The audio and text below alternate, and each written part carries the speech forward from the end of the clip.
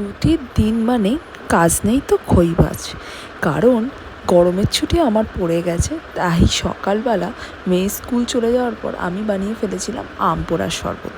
আর কাজের মাসিও রান্না করে গ্যাসটা নোংরাই ছিল, তো ভাবলাম একটু আম পোড়ার শরবত বানাই, যেটা একটু স্টোর করেও রাখতে পারবো এবং খেতেও খুব ভালো হয়। তাই ফার্স্টেই সকালবেলা ব্রেকফাস্ট সেরে আমগুলো পোড়াতে লেগে গেছিলাম। তারপর দেখলাম যেই কাজগুলো মাসি করতো সেই কাজগুলো আমি একটু এগিয়ে রাখি। জামা কাপড়টা মেলে দিলাম, কারণ আমার একটু টান টান করে জামা কাপড় না মেললে আমার মনটা একটু শান্ত হয় না। কারণ জামা কাপড় যত টান টান হবে আর রোদে ঝকমকে রোদে শোকাবে, আমার মনে হয় জামা কাপড়ের স্বাদই বাড়ে।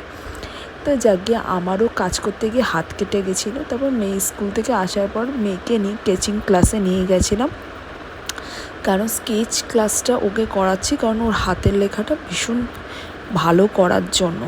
জানি না কতটা করতে পারবো। তারপর ওখান থেকে ফিরলাম, রাত 9টা বেজে গেল।